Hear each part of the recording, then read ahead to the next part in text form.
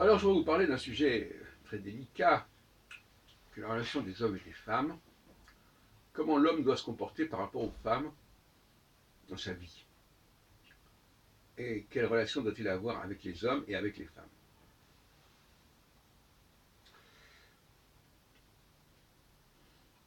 Il faut bien reconnaître que, bon, je dis des choses un peu crûment,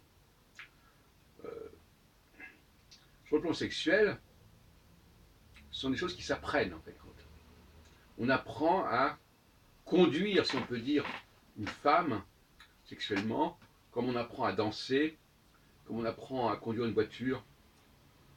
Et voilà. Et voilà trois grands axes de la préparation de l'homme à la vie d'adulte.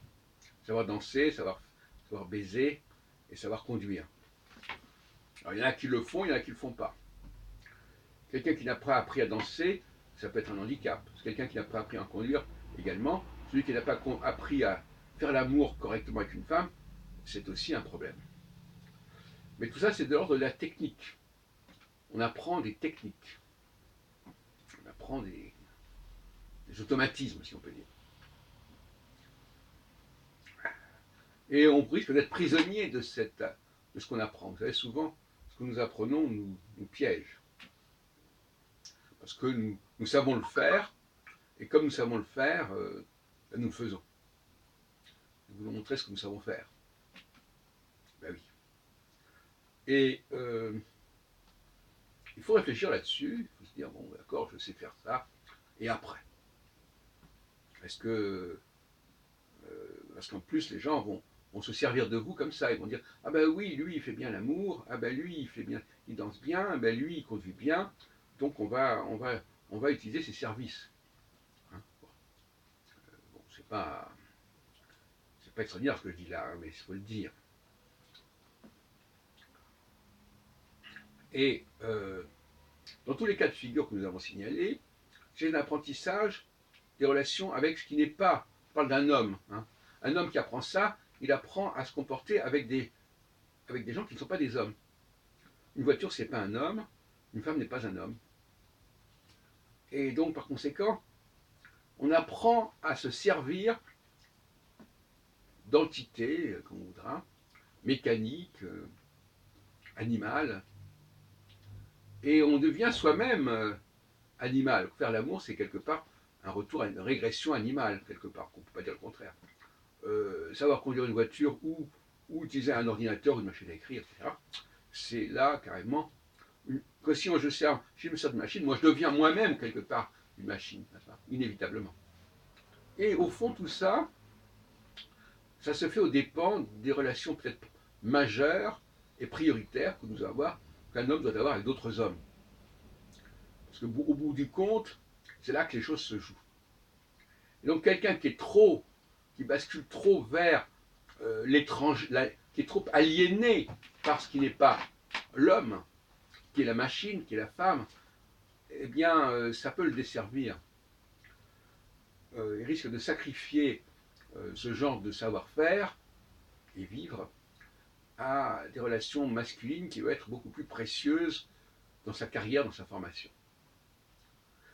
Et il y a des hommes qui n'aiment pas discuter avec les autres hommes, qui n'aiment pas fréquenter d'autres hommes, pas parce qu'ils sont spécialement contre l'homosexualité, mais quelque part, on ne sait pas pourquoi, ils ne sont pas à l'aise avec d'autres hommes, ils ne sont pas inspirés par d'autres hommes, et ils préfèrent revenir sur ces savoir-faire dont je venais de parler. Et ça peut être tout à fait négatif. Alors, il s'agit. Donc là, effectivement, il y a une sorte de dilemme. Fréquenter d'autres hommes, parfois c'est mal vu. On dit, mais alors, et les femmes, qu'est-ce qu'elles deviennent? Alors, vous savez, vous n'avez pas de femme, donc à ce moment-là, c'est un élément négatif. Et puis après, le type qui a une femme, il est tout content d'avoir une femme et de pouvoir la satisfaire. Bon, et là aussi, ça peut se discuter. Euh, Fréquenter les hommes peut aussi conduire à une forme d'homosexualité, de camaraderie. Le fait d'avoir eu un frère ou pas, ça peut jouer. Le fait d'avoir eu une relation intéressante avec son père, ça peut jouer. Et inversement, quelqu'un qui n'a pas eu de père vraiment ou de frère vraiment, eh bien, quelque part, il ne saura pas se comporter avec d'autres hommes. Il ne saura pas créer des liens, euh, par exemple, des liens de père à fils. Dans la vie professionnelle, quand on est jeune, faut être le bon fils du père, le père entre guillemets, le patron, le chef, le, le professeur, etc. Il faut savoir entrer dans les grâces de, de ses supérieurs, qui sont souvent masculins. Et si on ne sait pas y faire, et si on préfère la fréquentation des femmes, eh bien on risque de perdre des plumes, ou du moins de passer à côté d'occasions, parce qu'on n'aura pas mis le lien qu'il fallait avec d'autres hommes qui peuvent vous aider, soit parce qu'ils sont éditeurs, professeurs, tout ce qu'on veut, ils n'auraient pas su créer la dynamique qu'il fallait. Voilà. Donc, il faudrait réfléchir là-dessus. Faisons très attention à ce que nous avons appris à faire, parce que ça peut, en fin de compte, être un piège.